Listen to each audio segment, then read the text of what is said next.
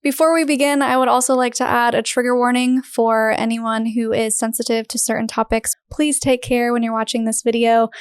Pause it, take a breath if you need to, or we will add timestamps so that you can skip around and skip over the parts that you may not be comfortable hearing or watching. It came out that he had been abusing her since she was like 4 years old, that it was extremely extensive. And my sister admitted this to the bishop. And ultimately, the bishop decided to keep this a secret from the authorities, but also my parents. Because at the time, my brother was a year into his mission. And the bishop felt like it was just far too embarrassing to bring a Mormon missionary home early because of CSA charges. Yeah. And so he did nothing. Yeah, and kept it a secret from my parents too, which just allowed for the abuse to thrive in my childhood home for years longer. My parents were going to start a lawsuit against the church for breach of fiduciary responsibility, but they ended up settling out of court with the church for $150,000.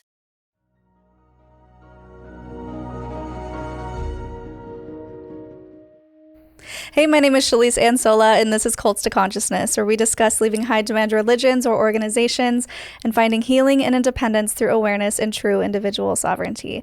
As always, if you're only listening and you want to see our faces, head on over to our YouTube channel at Cults to Consciousness, where you can join in on the conversation, leave those words of encouragement for our guests who are coming on and bravely sharing their stories with you. Become a subscriber and advocate for these people as well.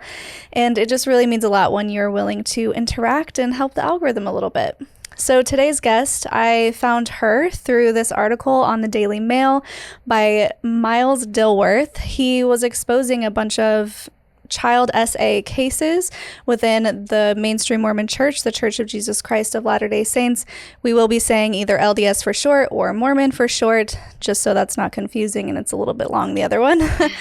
Within these cases, it was illustrated, and these are all court cases as well, that the church frequently mishandles abuse within its membership. So people coming to the bishop, confessing sins that are not reported to authorities. Sometimes this abuse continues, it perpetuates because it was mishandled. And our guest today was actually one of these cases within the article. So I was able to get a hold of her, and I'm so grateful and happy that she's willing to come on and share her story with us. So thank you so much for joining us, Katie Wallace. Oh, thanks for having me. I'm really glad to be here to be able to share my story. Yeah, it really means a lot, truly, when people are willing to open up about something so sensitive and share. I think it really helps a lot of people feel validated and seen in maybe their own traumas or family members, and it helps them relate to them in a different way and feel more compassion. So we cannot thank you enough for being willing to come on and share with us. Thank you. Yeah. So throughout this episode, we will probably be abbreviating CSA as to avoid getting triggered by the algorithm in YouTube. That's not to say we don't want to say the words that are very important. We can put them in the comments so that you guys know what we're talking about, but I think it'll be pretty obvious. If we do say out the entire word, sometimes we get flagged, and we want to make sure this video reaches as many people as possible to continue to raise awareness. So CSA is what we're going to be trying to use throughout. So let's talk about your childhood specifically, kind of where you grew up, the dynamic within your family, and how Mormonism played a role in that. Yeah, I grew up in Arvada, Colorado. I've been a member of the church since I was a child. My parents were converts to the church. But yeah, I was born into it. And it was definitely a huge part of our childhood. My family was extremely active, like church every single Sunday, family home evening on Monday. We went to all the church activities, and it was a huge part of our childhood. As I grew up, did the Mormon trek and seminary, and the trek was fun, except that I got hurt on the very first day of trek. Oh no. So for those who don't know, real quick, the Mormon trek is where we actually did an entire episode on this, and it's pretty awful, but it's a recreation of the Mormon pioneers who basically settled Utah. And specifically, the one that we recreate is one with the hand carts where you have to pull your cart yourself miles and miles. And the kids do this. It's like a teenager thing. And you wear the bonnets and the old-fashioned dresses and you cook your food. And it's if you watch the other episode that we did on Trek, the handcart companies that we were emulating actually did not need to suffer or die off or any of those tragic things that happened. It was basically because of money and greed that these people died. So it's really problematic in my mind that we're recreating this event that didn't need to happen. But anyway, yes, Trek was a big deal. How did you get hurt on yours? I got the position behind the hand cart, pushing the my family's hand cart, and pushing along the trail with a hand cart in front of you. You can't quite see what's in front of you. Yeah, and there were gopher holes all through the trail, and I just happened to step straight into a gopher hole. It was like 2 hours into Trek, and twisted my ankle, and so I was hurt for the rest of the time. I didn't get to walk with my family. The rest of that day, they actually made my family carry me in the hand cart just so they'd have the experience of what it was like. Yeah, so real fun. Oh my gosh. Okay, so yeah, you are deeply invested in the Mormon culture to be going on Trek and doing all the things. You probably went to Young Women's on Wednesdays. Oh yeah, Young Women's, all the activities. I did baptisms for the dead when I was like 13 years old. So yeah, definitely very, very active Mormons. It definitely played a role in my family life. My parents, obey your parents. They were very strict, authoritarian style parents. There really wasn't any questioning. The priesthood authority was real strong in my household. My father was definitely the head of the household, and he tended to play a role where we were kind of fearful of him. Just very strict rules. The typical not allowed to go do anything on Sundays, really careful about what we were allowed to wear, who we were friends with, how we spoke, typical Mormon stuff. I think that there was a dynamic in my household that kind of played a part for abuse to thrive. I kind of hate to say it this way, but my mother was a bit of a doormat. She was very submissive, would kind of, bow down to my father and his whims and his, will. And he was kind of a scary figure in our household sometimes. He was often the punisher, but he wouldn't punish us girls. That was typically left for my mother, but he was very strict with the boys, extremely harsh in his punishment with the boys. And that made us girls also fearful of him because, we could hear what was going on in the house. We could see what was happening. And so it kind of just created an environment of strict obedience, authority, and fear within our household. It was a big family. I came from a family of, there's 5 siblings. And my mother, had very little education. She ran a daycare business at home. And so she had her hands full with the kids and daycare and the household stuff. Very strict gender roles. And that's very typical in Mormon families where a man is essentially the provider and the woman seems to care for everything else. All the emotional labor in the household, the finances, just everything seemed to fall on my mom. And so my mom definitely was really overwhelmed. I think she dealt with a lot of depression in my childhood home, which, there's a lot of studies coming out of Utah where that seems to be really common in Mormon homes, that there is a really big problem with depression and mental illness. And I think that's probably partially because of a lot of the pressures that the gender roles and the church structure and everything puts on men and women especially. We are the caregivers and we care for everything. And that was definitely my mother. And because of her being really overwhelmed and depressed, she became a rather neglectful mother.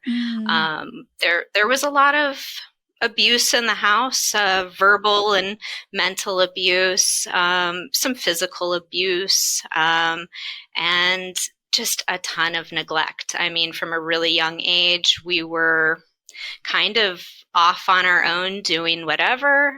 There were times when my mother would be so overwhelmed and not feeling well that she'd lock us out of the house. Really? Yeah, so there was an awful lot of neglect, which I think played a part in some of the abuse amongst my siblings and I. I think that it created an environment amongst my siblings where we were completely out of control. Like, we didn't have control over so much within our own lives that I think that it was all of us kids trying to find and take control over some part of our life. And I think that also within Mormon families, the big families, lots of kids, it gets to a point where a mother and a father just cannot provide all of the needs for all of the children. And so then you have older children taking care of younger children. And then, of course, with the priesthood, I mean, young boys start getting the priesthood fairly young. And so then they're also in a different position of authority. So there's all these power dynamics, I think, that kind of play a role for allowing abuse to thrive within kids' homes within the church. Yeah, definitely. And let me just add a little bit of context for those who aren't familiar with Mormonism. So, were your parents going to the temple? Did they go get married in the temple or go through the temple? Oh, yeah. Yeah, they were married in the Salt Lake City temple. Okay. Yeah. Yeah, so something that I wanted to mention is probably when your parents went through, they still had the verbiage of the woman gives herself to her husband and the husband gives himself to God. So there really is that line of authority. The woman can't really directly go to God. It's just like a very sexist approach. And out of the temples, they'll be like, no, women, you're so important. We need your opinions, but don't talk too loud. And so it's kind of like, no, we love you, but then they do the opposite or show the opposite thing. Or even within church activities, if you have a young women's activity, there always has to be a man present. The women can't just do anything on their own. And it really sends the message of you're not good enough. You can't do it completely. Like, you're great, but we have the priesthood. And for those who aren't familiar, the priesthood is basically a special power given to boys when they're like 12 years old. And like you were saying, Katie, it creates this kind of superiority thing that makes them feel better, or I have the power of God. And I don't know if any other religions do this, but they're literally saying that holding the priesthood is what it's called, is holding the power of God. So if a priesthood holder, which means basically every guy out there who is worthy and living the laws of Mormonism, all the commandments, all of the rules, if they're not worthy, then the priesthood goes away, apparently. But if you are worthy and you give a blessing, you could literally heal somebody, cure their cancer. And if you don't cure their cancer, it's because either you weren't faithful enough or the person who had cancer wasn't faithful enough, but it's nothing to do with not having the power of God. So it creates this mentality that they're kind of invincible. They can do anything. They can speak to God. And then when it comes to the women, it's very much your job is in the home. And they've had multiple talks saying this. It's not just like me speculating of how they think it should go. There have been multiple prophets and apostles who get up at General Conference, which is the twice-a-year thing, where they tell everyone what God wants you to do. And they say, women, your job is in the home. Your place is in the home. And they don't really encourage higher education because they want you to have as many kids as possible. And if you don't have as many kids as possible, you are cutting off your blessings, and there are children in heaven waiting for you to come down. And I mean, there's a whole movie about it. We've talked about it before, Saturday's Warriors. I don't know if you ever watched that movie. Yes, I've seen it. It's like, oh, it's so cringy. Yeah. The whole point of it is just there's another soul in heaven that wants to come down, and the oldest brother is like, Mom, can you stop having children? It's like her 10th kid or something. And she's like, no, I feel like there's another soul waiting. And the little girl is in heaven. She's like, Jimmy, please let me. It's just so weird. Yeah. Anyway. It's like, seriously, how traumatic to think that when am I supposed to know to stop having kids? Yeah. Like, if there's always the possibility that there's another spirit waiting to be born. I remember so many women in church claiming that they were basically doing their family planning off of dreams they were having. Like, they kept having dreams of more and more babies, and they thought that that was God speaking to them that they needed to have more kids. It's problematic. It is. I mean, I have some crazy dreams. To think that those dreams are true it's a little out there.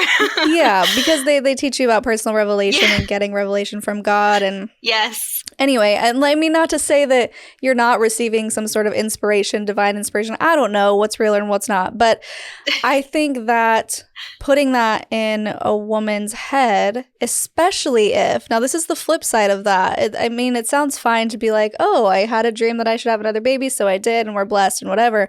But on the flip side, maybe you can't have kids. Maybe you're struggling with infertility, and you know that your only job as a woman in the Mormon church is to multiply and replenish the earth, and you can't bring forth children. It creates a lot of harmful things for other women who can't have multiple kids. So I kind of got us off track. You were talking about how you had 5 children in your family and you felt like all of your needs were not being met because your mom probably felt pressured to have multiple kids, and that created this dynamic where you're being neglected. Yeah. Oh, completely. Yeah. She was just far too overwhelmed. And because, she had to work to financially support the family too, it was too much of a burden for her. And so often the care for the younger siblings came from older siblings. And often the older siblings didn't want to be in a position to care for us younger siblings. And so there was an awful lot of times where I was running around town 4 or 5 years old by myself, like just completely neglected, locked out of the house, and too afraid to go home to even ask for a drink of water or to go to the bathroom. I have a memory of when I was about 5 years old, drinking water out of the gutter because I was too afraid to go home to get a drink of water. Oh, wow. And I told this story to my mother about 1.5 years ago, and she's like, why on earth would you do such a thing? And it's like, well, what else was I supposed to do? I was thirsty. I was too young to realize the dangers of drinking out of the gutter. Yeah. But I was too afraid to go home and ask you for a drink. So that's why, it's, so yeah, very neglected, extremely neglected. And being neglected, I think, also put me in a position where I was desperate for love and attention. And sometimes that love and attention came at a really great cost to myself. So when it comes to your siblings, do you think that your older brothers just started taking it upon themselves to do things to make themselves feel better or to make themselves feel loved? Or is that why you think they ended up doing the things that they did? I honestly think that it kind of comes down to a loss of control in their own lives. My brothers were extremely abusive, like really violent with us other kids. They would really terrorize us if we were put, under their watch, if my parents were out for like a date night. And my brothers would kind of use this opportunity to really terrorize us. And then they would manipulate us, near the end of the night when it was close to time for mom and dad to come home. They would break down in tears and be so apologetic for their behavior and would convince us to not tell mom and dad. And I think that it was about taking control, but then also kind of manipulating and grooming us kids to just do what they wanted, to take the abuse and to not report it to mom and dad. And because of the fact that we were so fearful of my parents and their harsh punishment, it made it really easy for us kids to keep secrets for each other. Even though we were being terrorized and harmed, we still loved our siblings. We still loved each other and wanted to protect each other from any potential harm that they would have gotten from my parents. And so we kept secrets. So I kind of think that it was, a little bit of power, authority, control, and kind of playing out, I think, learned behaviors from my parents. I think that was a lot of it. When it comes to the actual CSA, my oldest brother says that he was a victim as well when he was a child. And when it comes to CSA, I mean, the research shows that most people that offend were also victims. It's kind of this vicious cycle. And if nobody gets the help that they need, they don't, it's a hard pattern to break. And so my brother started playing out the same things that he learned with his siblings. And it started with my sister. She was about 4 years old when he started abusing her. And it went on until she was 11. He started abusing my middle brother, I think about the same time that he also started abusing me. I think he was about 8. I was about 4. And I only remember a couple of instances. I think I was told that from the police report when my parents pressed charges that there was quite a bit more that I don't remember. But it went on for about a year before my brother went on his mission. And so he was sent on his mission and the abuse stopped. But it was about a year into his mission that my sister went to our bishop to seek help. She really wanted to get in to see a counselor. And it wasn't because of the sexual abuse with my brother. It was because of all of the abuse in the home from my parents. She was really terrified of my parents. She said that there were times where my mom was just going crazy and throwing things around the house and just saying the worst things. And she was just really terrified. And so she went to the bishop for help, and the bishop got her in to see a church-approved, unlicensed counselor. And in those counseling sessions, it came out that my sister had been abused by my oldest brother. She only remembers one instance. She has completely blocked out everything else. And in the police report, it came out that he had been abusing her since she was like 4 years old, that it was extremely extensive. But when that came out with the counselor decided that she wanted to have a sit-down meeting with my sister and the bishop to talk about this, to see how they would handle it. And so they did. And my sister admitted this to the bishop. And ultimately, the bishop decided to keep this a secret from the authorities, but also my parents. Because at the time, my brother was a year into his mission. And the bishop felt like it was just far too embarrassing to bring a Mormon missionary home early because of CSA charges. Yeah. And so he did nothing. Yeah. And kept it a secret from my parents too, which just allowed for the abuse to thrive in my childhood home for years longer. It was about 3 years after my sister reported the abuse to the bishop that I then started being abused by my middle brother. And, like I said, CSA, it's a vicious cycle. If you're not getting kids help and they're not properly educated and don't know, then they kind of repeat those patterns. And that's exactly what happened. He started repeating those exact same patterns with me and a younger sibling. And it just kind of spread through our family like wildfire. And then it was about 3 years after I started being abused by him that I finally found the courage to report my oldest brother. It was probably around Easter time in 1995. I was laying in bed at night thinking of my nephews. I had 2 young nephews by my oldest brother. And my oldest nephew was about the same age that I was when he started abusing me. And I just started thinking about, what if? Yeah. What if my oldest brother is now abusing my nephews? Yeah. And it broke my heart to think that that was a possibility. And so I kind of broke down into tears, and my mother overheard me and came into the room, and we started talking, and I let her know that I had been abused by my oldest brother, when I was really little. And I didn't know about any of the other abuse from him and some of my other siblings. But my mother then went and talked to my sister that night.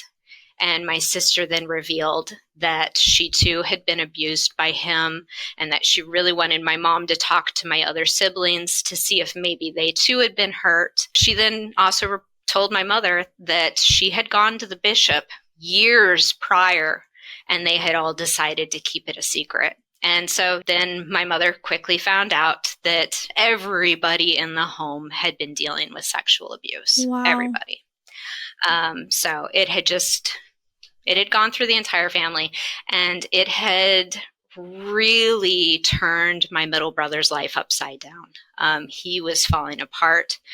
He was running away from home. He was using drugs. He was just an absolute mess. And my parents felt like finally they knew what was going on with him. They felt like finally they had some kind of an answer of what was causing him to just go crazy. And so they ended up going to the church, and my parents were going to hold the church responsible.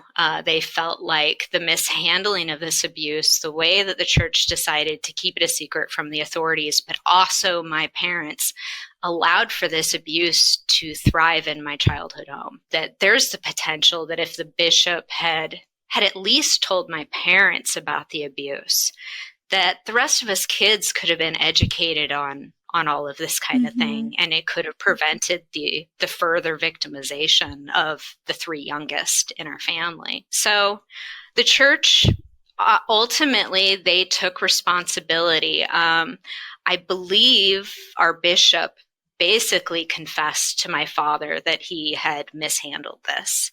And my father fairly quickly got involved talking to higher up in the leadership and the church lawyers, and basically demanding that they start paying for mental health care for mostly my middle brother. And they agreed.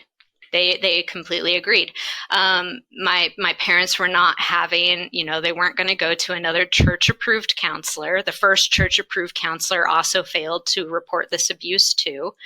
And so my parents were picking institutions and therapists and that kind of thing. And then the church was reimbursing my parents for the cost. But it was a lot. It was extensive. My middle brother spent a lot of time in youth institutions. He spent a lot of time at a place called Cleo Wallace in Colorado. He spent some time at another youth center called AFIC, which actually ended up getting closed down about a decade ago because of child abuse within that facility. And yeah, he did like Outward Bound adventures and therapy and just so much. My parents have said before that they estimate that the church paid out nearly $1 million in mental health care over several years. But it finally got to the point where the church felt like enough was enough, that they had met their restitution apparently, and they were going to cut my parents off financially. They didn't want to pick up any of the bills anymore. And my parents felt like they owed everything to get me and my siblings any help that we needed. And so then my parents were going to start a lawsuit against the church for breach of fiduciary responsibility, but they ended up settling out of court with the church for $150,000. And that was pretty much the end of that. It kind of messed up my father's relationship with the church for a little while. The way that the church handled it, the way that they were kind of going back and forth with whether or not they were going to pick up these bills, the talking with the church lawyer when it came to the settlement. The church lawyer came to him with a $150,000 offer. My dad really quickly decided to go ahead and take it. And then the church lawyer tried to recant on that offer. And so my dad was like throwing scripture at him, like how untrustworthy you are. And basically, yeah. So anyway, it was the way that they handled it was really horrible. It was really disappointing coming from the church. But so it kind of shook his faith a little bit. He was still mentally in, but physically out for about probably almost a decade, that he didn't want anything to do with the church physically anymore. Mm-hmm. He's back. He's true believing. Oh, geez. So yeah, both of my parents. Yeah. I will say that I have to give the LDS Church credit for at least footing the bill for what they did. That's more than I've ever heard of in these cases. That's probably thanks to my father. He is stubborn and he is really a force to be reckoned with. And he was not going to let the church back down. Yeah. He just wasn't. And my parents, I think they would have gone as far as making it extremely public if the church didn't take responsibility. Mm-hmm. So I really think that it's thanks to my father that my family got any kind of financial assistance. Yeah, I think that's amazing that he stood up for you guys like that. And were all of you receiving counseling or just your brother? The three younger of us, yes, we did end up receiving victim counseling for a couple of years. And I imagine the church was probably picking up those bills too. It is probably partially covered by, insurance. But I imagine if there were any bills, my parents were making the church pick up those bills. Well, that's good. And I imagine, we're going to get to this in a little bit, that it probably has a lot to do with how they handle it now. Because I've heard of many cases where the church has to pay large amounts of money in settlements because their clergy, I mean, if you can really call it that, their bishops are mishandling things. So we're going to get to that in a minute, but I wanted to ask your opinion on this because I'm sure there are people who are maybe thinking, well, maybe it was just a bad bishop and should we really blame the entire organization for this? Do you know if, from all the research you've done or the almost court cases and the settlements and what your parents have told you, do you know what that bishop actually did when he received the information that abuse was going on? Do you think it was just a bad apple situation, or do you think the higher-ups also had a part in this? So I don't know for sure. I do know that the church at the time still had their abuse handbook. So he should have had access to that in what the church was telling bishops to do when it came to abuse. I don't know what the abuse handbook looked like back then. My sister believes that the bishop may have consulted also with the stake presidency to try and figure out what to do exactly. But it really ultimately kind of sounds as if that it just came down to what the bishop felt right. I'm not entirely sure. Mm-hmm. I can't really say for sure. And I've tried reaching out to this bishop to talk with him. And he, of course, will not. I'm sure that the church encourages him not to talk to people like me. So it's hard to say exactly what he did. But he sure as heck didn't do a whole lot. Right. There's that. And we can definitely speculate. If I were to make any assumptions, and also the stake presidency is just one tier higher than the bishop, just so everyone is aware. Yeah. There's bishops over congregations and wards, and then there's like a group of wards and congregations that another guy, the stake president, is kind of in charge of. So that's as far as it went up the ranks, as we know. As far as I know. Yeah, we don't know for sure. But also to add context to why I personally think the bishop was so against doing anything was the mission thing. So he said he didn't want him to be embarrassed. Now, for those who aren't familiar, going on a mission is something that they encourage the youth to do. You've seen them knocking on doors in their white shirts and their little name tags, and they started at that time. They would have been 19 boys, and women would have been, or girls would have been 21, going out knocking on doors. But it's something that is highly encouraged, and now it's almost mandatory. They're like, no, you have a choice, but not really, because you signed up for this when you were baptized, kind of thing. Basically. So yeah, they kind of guilt and force these kids to go out and preach the gospel and bring in more members to the church. And missions are so incredibly strict, especially back then, where you could only write letters. You could make 2 phone calls a year to your family over the 2 years that you were out, Mother's Day and Christmas. The regime is extremely strict, waking up at 6 a.m., I believe, doing all of the scripture study, going out, door knocking, all of these things. It's really difficult for young kids, and they have all these rules like you can't swim because the devil rules the waters. I'm like, what about baptism? I don't know. There's holes in this. They can't have any physical contact with people beside a handshake. Their companion has to be with them literally 24/7 within an eye's distance. You always have to see them unless they're in the bathroom. Someone even said there's a rule about if you shower, you have to clap your hands so that they know you're not doing other things with your hands. I'm just trying to give everyone a very clear idea of what a mission is.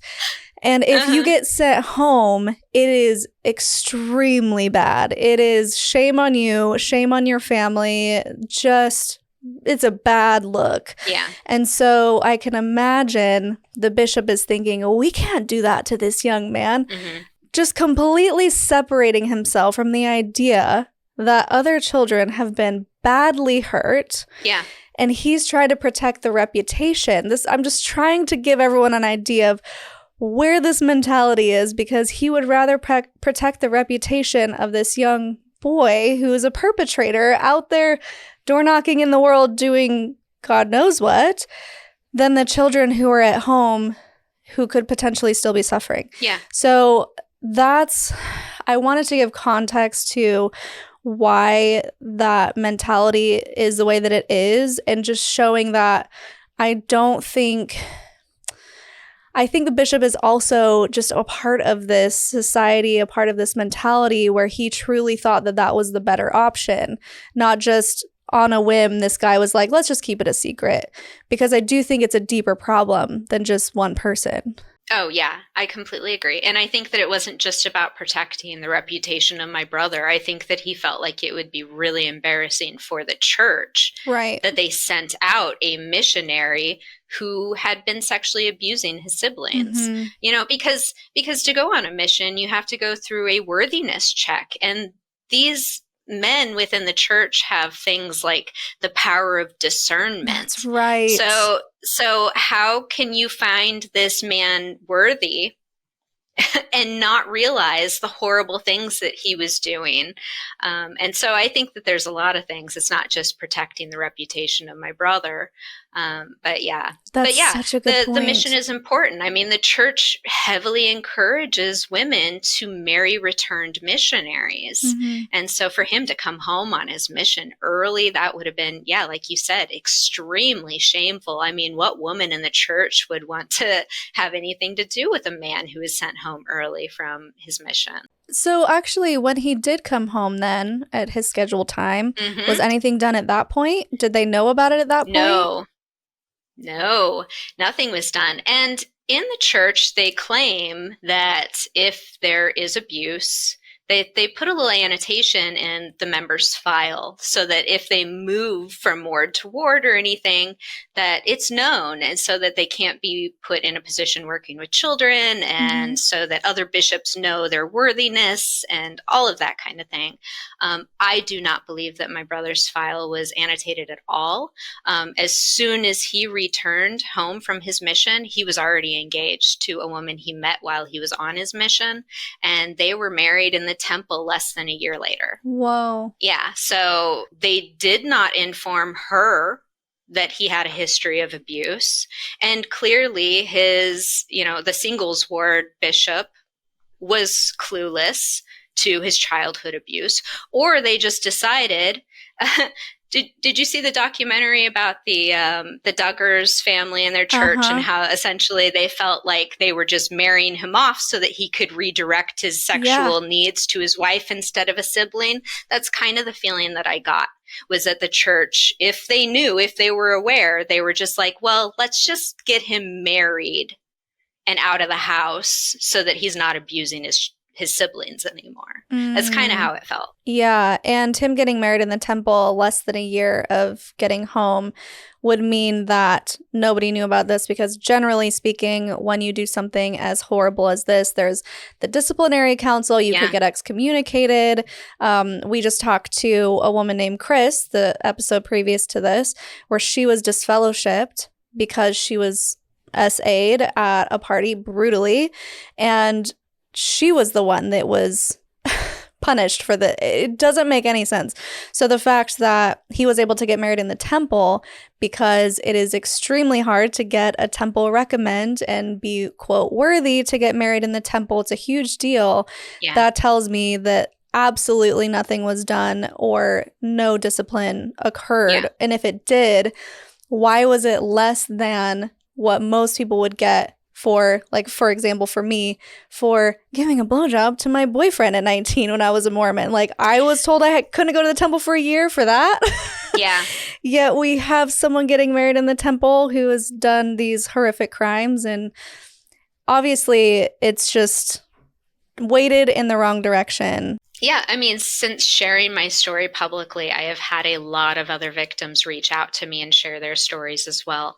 And that's a really common theme that I have heard from other victims, is that they faced disfellowship. They faced punishment within the church for their own abuse, while their abuser got a slap on the wrist and nothing happened, and they didn't face disfellowship. And some of them have just climbed up the branch, the ladder of leadership within the church. So it's really disturbing how victims are often treated within the church. Yeah, it's so awful. And I know something that you wanted to speak on is how certain things taught within the church, within the doctrine, within the culture, society, actually aid in, or I don't want to say promote, but maybe allow this abuse to kind of happen, facilitate this abuse to happen. Yeah, definitely. I mean, so I think that one of the very first things is definitely the structure of patriarchy and authority within the church. I think that kind of authority is typically abused. It's often abused. Mm-hmm. And when you are giving men literal authority of God, I mean, how do you go against that? And so you want, as someone with faith, you want to believe that these men really do have this line to God and that they were doing what is right. And so it creates an environment that people can be easily manipulated and abused. I think that's one of the big things. I think that definitely the purity and modesty culture within the church plays a big role in abuse. I mean, there's teachings by the church about how, I really love the quote about, girls, you don't want to become pornography. I can't with that. I can't. By showing your shoulders, by the way, not by wearing a bikini or something. It's showing your shoulders and your knees. Showing your shoulders. Yeah. Showing just a little bit too high above your knees, that you are literally becoming pornography. And that creates a lot of shame and a lot of guilt. And then it's often, I've heard so many stories of people who went to their bishop with cases of abuse, and then they're shamed because, well, what were you wearing? Yeah. What were you doing? And so if I'm to blame for my own abuse, then it's shameful. I want to keep it quiet. I don't want to seek help because I was part of the problem. Yeah. It creates an environment where the abuse is very secretive, and it thrives. The abuse thrives in the secrecy. Mm-hmm. I think, there's too much shame culture within the church, I think. And I think that also when it comes to the purity and the modesty culture, there is not enough sex education Oh, within members of zero. the church.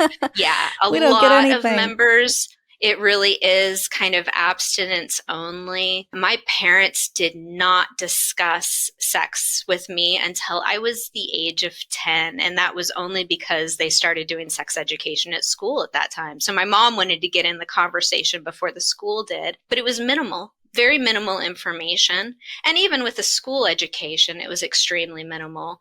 And as a child, what does sex look like? Is it just penetrative? Is that what sex is? Or is it all the other stuff? Is it touching? Is it a blowjob? You know, what is sex? And if you are being abused from a really young age, it's kind of like this mental gymnastics of, is this okay? Because I was taught that sex is this and this doesn't look like that. So is this wrong? It's confusing for a kid. It's really confusing for a kid. And so I think that sex education is extremely important to protect kids from abuse. And I also feel like the teachings on no masturbation is really wrong too. I mean, it is a completely natural thing, and you're telling kids that they should not touch themselves. So I can't have sex, which I think is penetrative only, and I can't masturbate, but can I do things with somebody else that's not full penetrative sex and get away with that? Is that a sin? Like, so it just kind of creates a whole lot of these gray areas where I think young people find loopholes to try and skirt around the sin and create abuse. I also think that the encouraging of young people to get married really young and have lots of babies really young is really problematic. I think that it keeps women trapped in abusive relationships. A lot of these women are undereducated, and then they start popping out all these babies, and they don't have a career. They don't have the finances to take care of half a dozen kids on their own. And so then in cases where they find out that their spouse is sexually abusing their children and they go to the bishop, there's been so many stories of the bishop not reporting the abuse, but encouraging the wife to report the abuse. What a massive amount of pressure to put on a woman who has half a dozen kids to care for and can't even fathom trying to care for those kids on her own. And in a church that teaches forgiveness and repentance. So if a man confesses and he is being repentive and trying to change his behavior, then we should essentially just forgive and move on.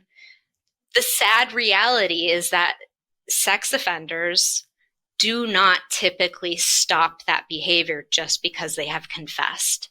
And so, you know, typically they will go on to reoffend. And it's really horrible to put the woman in that kind of situation, to report that abuse, to try to, I mean, she's battling fear and faith. You know, she wants to have faith in the atonement and forgiveness and repentance and that her husband can change, but also fearful that if she loses her husband, how is she going to survive without him? It puts women in a horrible position that they should not be put in.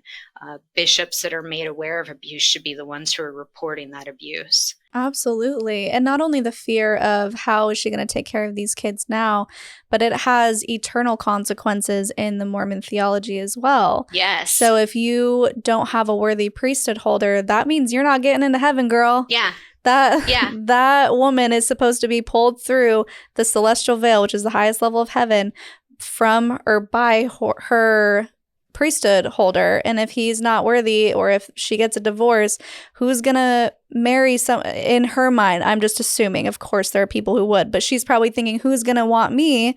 I have 6 kids, and how am I gonna find another worthy priesthood holder? Maybe I should just hope that he's gonna change and hope that he can make it through this repentance process and doesn't do it again. Yeah. there's just so many other consequences other than the fear of not being able to take care of our kids because of the pressures that the Mormon Church puts on these women. Yeah, and what does your afterlife look like if your husband doesn't make it into the celestial kingdom? As women, we're often told that, well, we could probably be passed on to another worthy priesthood holder. Like, I don't want to be just passed on to some man that I don't know and be stuck with him for eternity. Literally reassigned, but also as a plural wife. Yeah.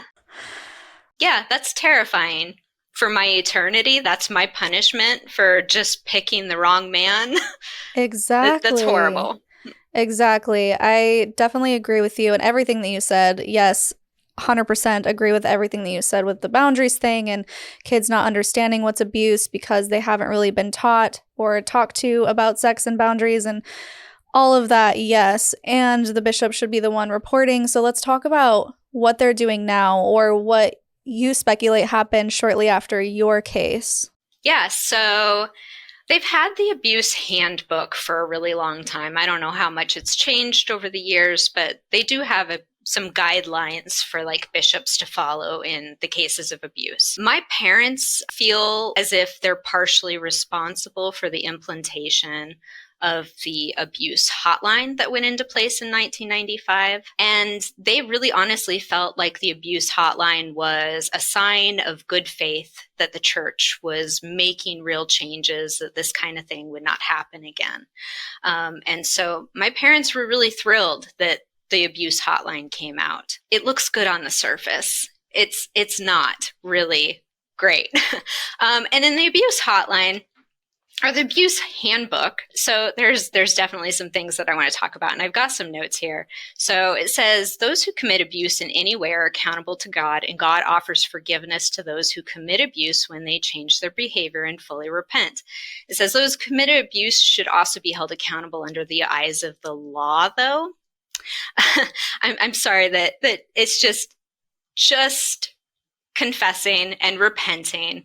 Like I said before, it doesn't stop sex offenders. It just doesn't. They need actual treatment. They need to be held accountable under the eyes of the law. So it should be reported. And the abuse handbook advises that bishops or stake presidents should first promptly call the abuse hotline in every situation of abuse. And there's a section where it discusses responding to abuse. It says that the church leaders and members should fulfill legal obligations to report to civil authorities. Again, that sounds really nice on the surface, that bishops and stake presidency and everyone should do what's legally required, until you learn that over half the states in America, they're not legally required to report abuse. They're not. And the abuse hotline, it takes people to speak to church lawyers to tell them what is legally required within their state. And that's so problematic that they're only doing what is legally required of them. Yeah. It states in the abuse handbook that professional counseling may be helpful in most cases of serious abuse. I don't know why it says that. It may be helpful. Sex offenders should be receiving sex offender therapy and treatment. It should always be advised. Absolutely. In cases of abuse, physical abuse, CSA, all of it. They should be getting treatment. I find that ridiculous in the handbook. And then it talks about how members who are convicted of abuse, that their records are annotated so that if they're moved to another ward, that their new bishops are aware. And again, that's great, as long as the bishops are actually doing what is required of them. And there are so many cases within the church of men who were caught abusing children, and they've moved on to other wards and convicted of abusing more children. So clearly there's plenty of men out there who their files are not being annotated for whatever reason. And so they're just going under the radar and can continue to victimize people. Or how about the ones who are actually called to being a bishop? Yes. Yeah, there's a lot of cases like that too. Can we have background checks maybe? What are we doing Yes, here? and that's exactly what I was about to go on to say, is that I really feel that background checks are so important, especially if these people are working in a position of youth. Are background checks perfect? No, not everybody has been caught and they don't necessarily have a background to check. But to avoid doing background checks on people, you're just letting anybody in to work with the youth, and that's Mm-hmm. really problematic. I heard a speech by Jennifer Roach. She's kind of a spokesperson for CSA within the church. She was a victim in her evangelical church, and she feels that the Mormon church just handles it so much better. And she wanted to claim that background checks just give people a false sense of security, that if nothing comes back, then everybody just has this false sense of security. I think everybody within the church already has a false Exactly. sense of security when it comes to Exactly. their priesthood holders. Yeah. We think that these men were found worthy to be given this gift from God. There's already that false sense of security. Yeah. So let's do background checks. At the very least, we could be doing that. I think they did make that a thing in Europe. I want to say, Yeah, I think I heard about that. was it with No Name Noah? Is that his name? Nemo? Nemo. I think you're right. I think it was Nemo. Nemo, yeah. Him and another group of Mormons in, yeah, the UK, I believe it is, were, yeah, trying to make sure that background checks are done. Yeah. And that they're also mandatory reporters of abuse, too. Mm-hmm. So great. It's great that the church, people are kind of pressuring the church to make changes in other parts of the world. That's fantastic. I love it. Needs to happen in Utah, too. And then also there was another part that the church youth protection trainings help.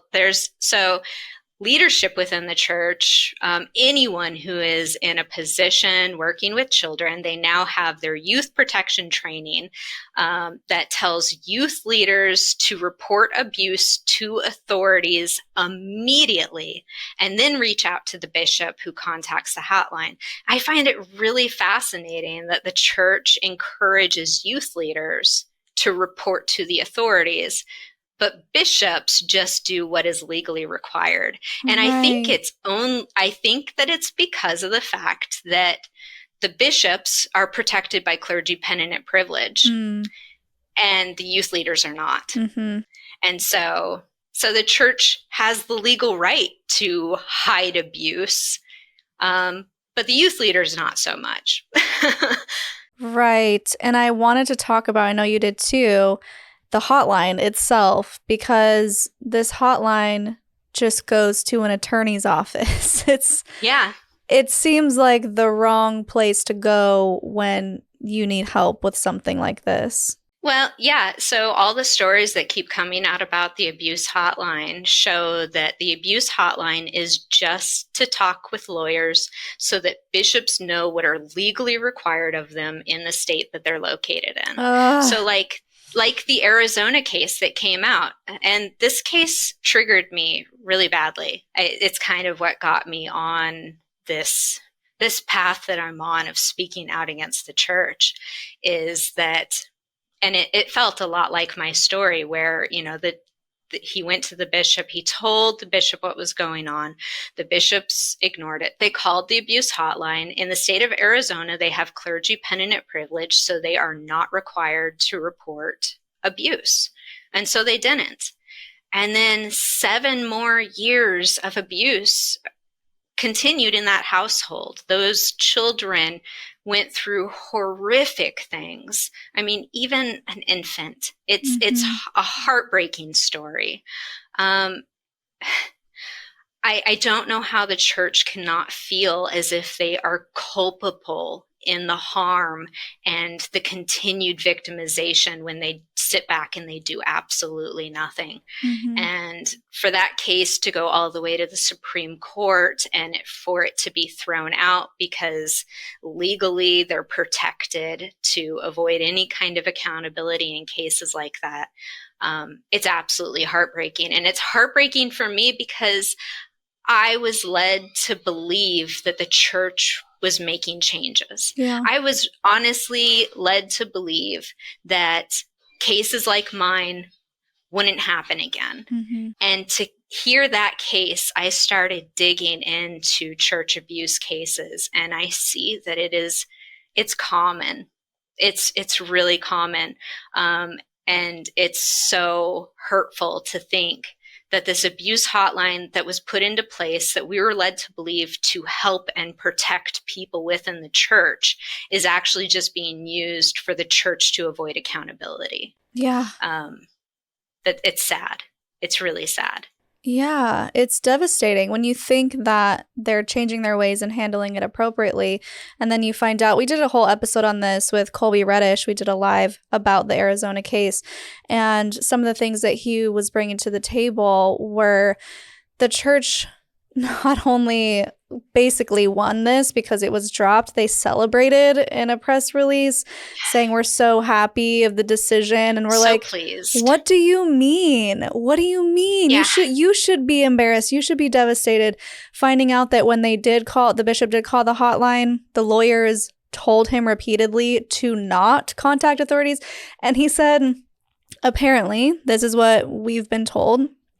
The lawyers said to them, do not contact authorities because you can't. Not maybe just don't because you're not required to. They were telling the bishop that you can't contact authorities, which is completely wrong information. It is.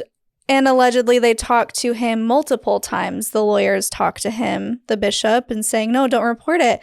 And as you were saying, Katie, this continued for years. And the only reason this guy was caught was because the Homeland Security in New Zealand, I think it was, found videos that this dad was putting online of him and his children, and they tracked it down, and that's how they caught him. But because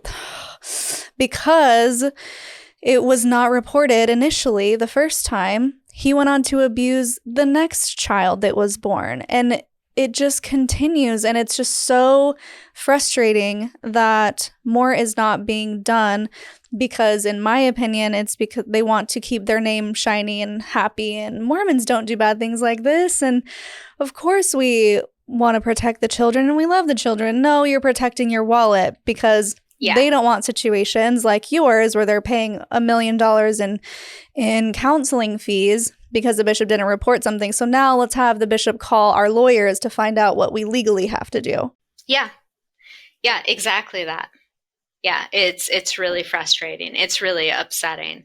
When this case came out, it seriously, it triggered me. I was so upset. I was spiraling. I was doing so much research into the church and these abuse cases. And I then finally, I reached out to my parents about the whole thing and to ask them how they felt about this.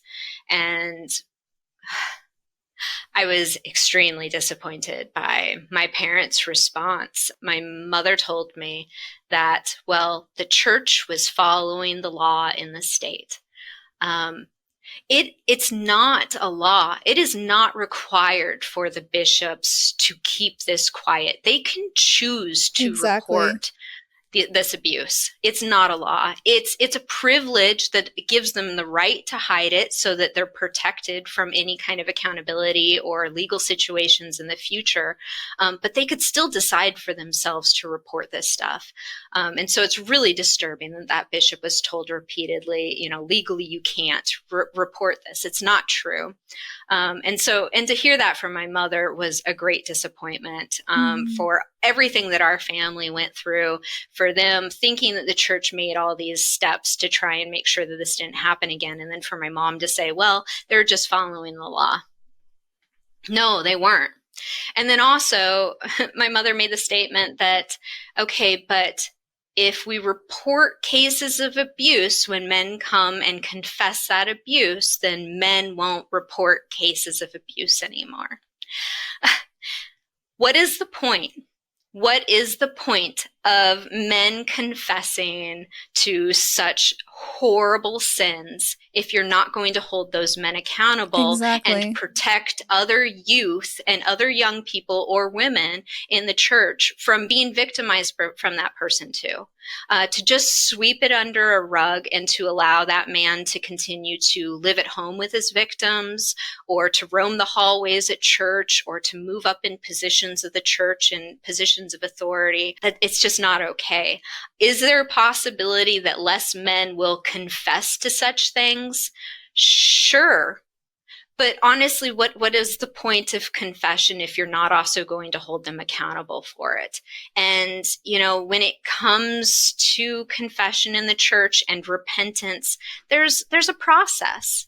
And part of the process is being held accountable for what you did. And not just in the eyes of God, but also making restitution to the people that you have harmed. Mm-hmm. That can't be done if the church is hiding it. It can't be. Well, and not to mention, if they are going in and confessing, it's because they feel the need to kind of get it off their chest, or like they're ready to accept consequences. I don't know. I can't put my mind in one of a perpetrator. I don't know what's going through their head, but either way, they're not going to confess, or they're going to confess and nothing happens. So like, we're in the same boat. Exactly. We're in the same place. So why not make that extra step? Or even if it's not the bishop going to authorities, even if the bishop can alert the entire family so more people are aware of it. I don't know. I don't have the answers. I just know I'm really angry about it. But I know that you're doing some pretty amazing work on the front of helping victims of abuse seek justice and restitution. Do you want to talk about the things that you're currently doing in Colorado? Yeah, so after learning about the Arizona case and doing a lot of research into the church and how they continue to mishandle abuse, I started to do some digging to see about potentially pursuing a lawsuit of my own against the church. Not necessarily about the money, but I wanted it to be extremely public. I wanted my story to be heard, to give a voice to victims who are too afraid to speak up, to encourage other victims to speak up, because honestly, I feel that all of this thrives within secrecy. I think that it's important for victims to speak out, because I honestly don't feel that the church will ever change how it handles this stuff until it is brought to light. And it's going to take a lot of victims speaking out, I think. And so I was pursuing this lawsuit. In Colorado, I found out that I was already way outside the statute of limitations. Essentially, I felt like the church was taking steps to fix these things. It's been a long time. I've gone through a whole lot in my life. I just never really got to the point of actually pursuing anything for myself against the church. But then I found that they had just opened up the CSA Accountability Act in Colorado, which essentially they changed the statute of limitations for CSA, but in Colorado, laws can't be retrospective. And so it doesn't open up the statute of limitations for people that were already outside the statute of limitations. Only the people moving forward. Exactly. Only the people moving forward. And so this CSA Accountability Act was opening up a 3-year window where people outside the statute of limitations could pursue a lawsuit for justice and accountability against their perpetrators or people responsible. And then one of the cases got up to the Colorado Supreme Court, and the Colorado Supreme Court ruled that the Accountability Act was unconstitutional because state law says that laws can't be retrospective. And so they all got thrown out. All these cases were thrown out. And so it's a huge disappointment. It's such a disappointment too, because we know when it comes to CSA that most people do not report this abuse until like their late 40s, Yeah. early 50s, that is the average age that this kind of thing gets reported. And in Colorado, the statute of limitations was like 24. It was so young. So, there's so many people who way outside the statute of limitations before they even considered, the harm that this actually caused to their entire life. Mm-hmm. And so I feel that it's extremely important. I've reached out to a bunch of representatives in Colorado. I was invited to do a radio interview with Colorado Public Radio, where leading up to the new legislation, they'll keep playing some short clips on the radio about it. But I'm planning this next springtime with the new legislation to go out and testify on behalf of this new legislation. And hopefully we can get enough victims to speak out and share their stories at the testimony that we can get this law passed, to at least give a short window of time for victims to step forward and seek accountability. Yeah. So yeah, busy with that. That's amazing. You're really affecting actual change that's going to help so many people. And that's so brave of you, courageous of you. And I know it takes a lot of time and effort and energy, and it can open up old wounds. So for you to take that on is incredible. And let me just say right now, as a shout out to anyone who may be someone who could be a part of this, be one of the victims or survivors who can help move this forward. I'm going to give you her Instagram right now so you can message her if you want to be a part of that. It's at k.wallace.art. You can message her there. I just want to open that up if someone's going, wait, that's me, I can help. So that's amazing. Thank you so much for sharing that. And also, before we move on to how you're doing now, another thing that we wanted to do with this episode, it's the first time we've been able to figure out fundraisers on YouTube, but we want to have a fundraiser for this specific 501c3 nonprofit, Darkness to Light. And do you want to talk about the organization a little bit? Yeah, so I'm fairly new to this organization. My sister had recommended it to me. They do a lot of training on how to recognize and spot and how to handle CSA. They train people as facilitators to teach, classes on how to do this. It's just a lot of really great information. My sister says that she first encountered this nonprofit it was a mom's group, and they had somebody come out from the nonprofit to give a speech on their own childhood essay, and then to also share information about how to prevent it in your own homes. And my sister is just absolutely in love with this organization. We're hoping to probably do some volunteer work with them, probably starting sometime this next year. But they're doing really good work. It's really important information. Yeah. And they've got a lot of great videos online on YouTube, so parents can try to learn how to prevent CSA in their own homes and how to spot it. And it's really good. That's so amazing. This is the first time, and I'm sure I just haven't been aware of it before, but the first time I've heard of an organization who is focusing on the preventative measures instead of just the help for those who have already gone through it, which is equally as important. But I love that they're taking the necessary steps to educate the parents on how to prevent this. That's amazing. So guys, if you want to donate to this organization, you should be able to click something just within the episode where it says fundraiser and donate directly to them. So tell us how you're doing now, Katie. What's going on in your life? What makes you happy and at peace? I'm much better in my life now.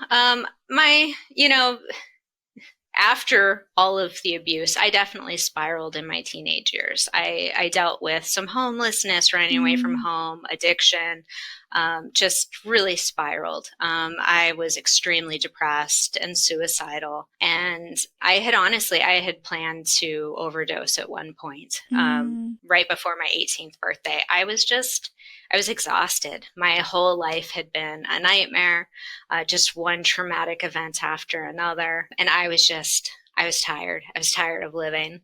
But Some things happened that caused it so that, my plans in my life did not happen. Maybe it was the universe saying it wasn't my time.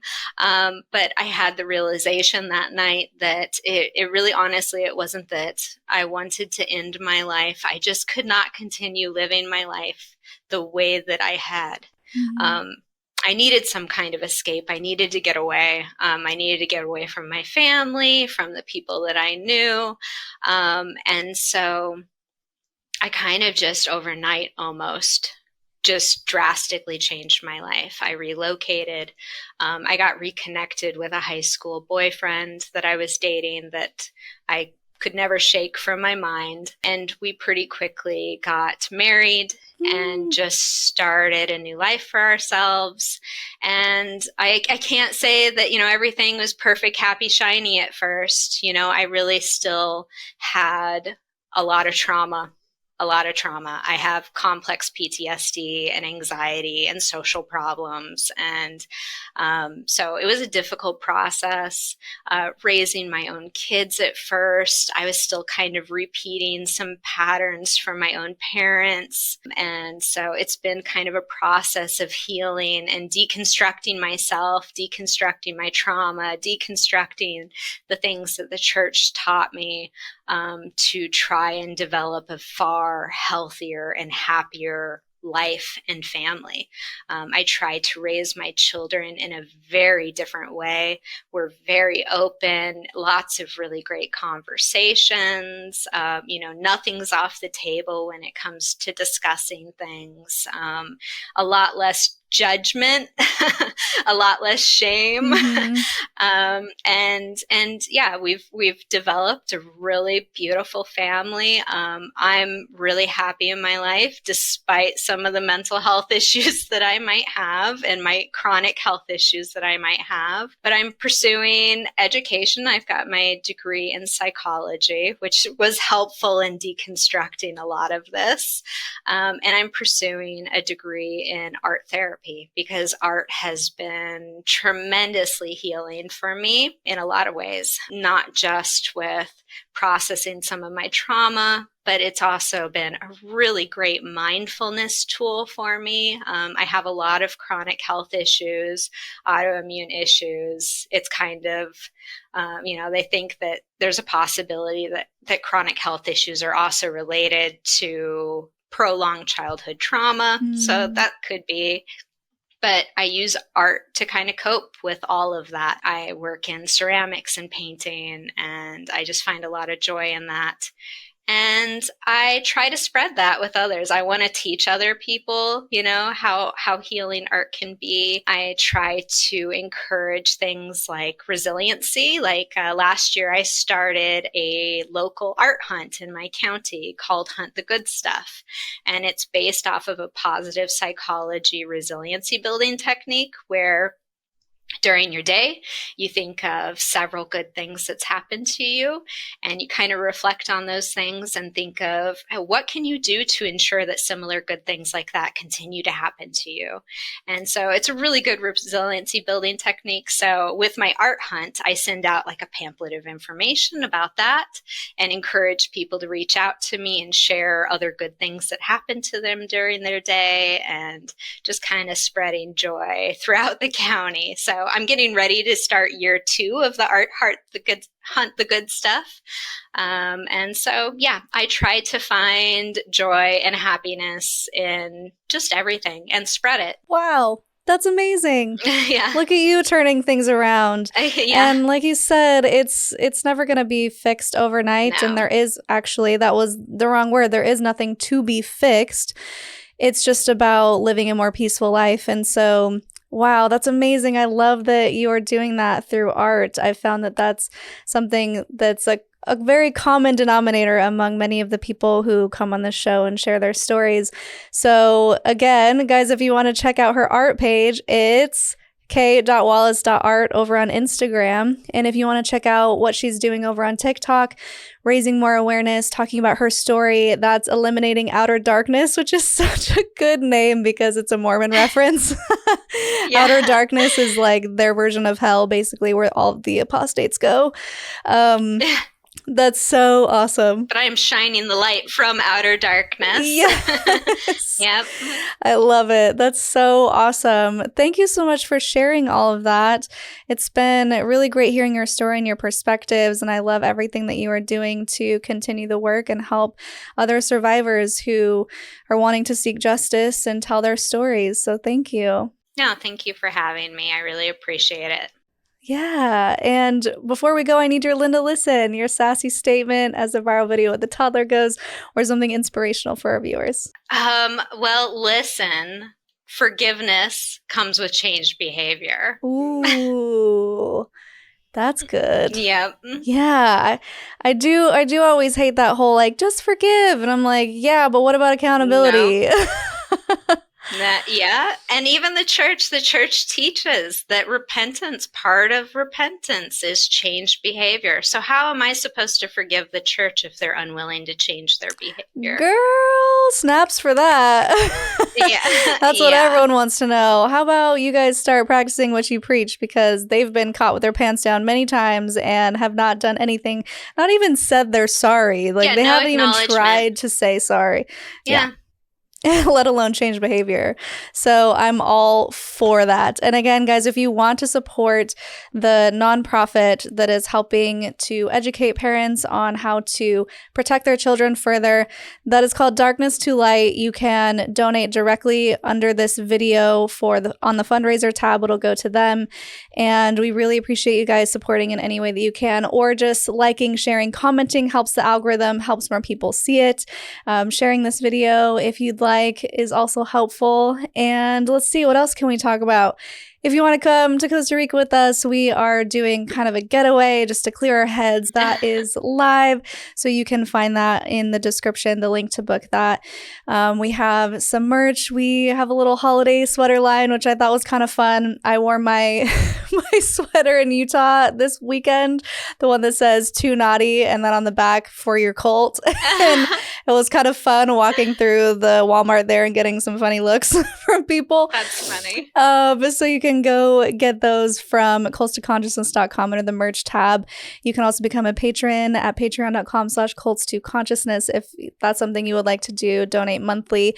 Our newest patrons, Lauren, Christy, and Dakota, thank you so much for your support.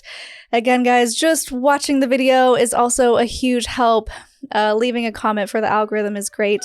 And if you like this video, I will leave 2 down here below. And until next time, follow your highest excitement, be conscious, and be well.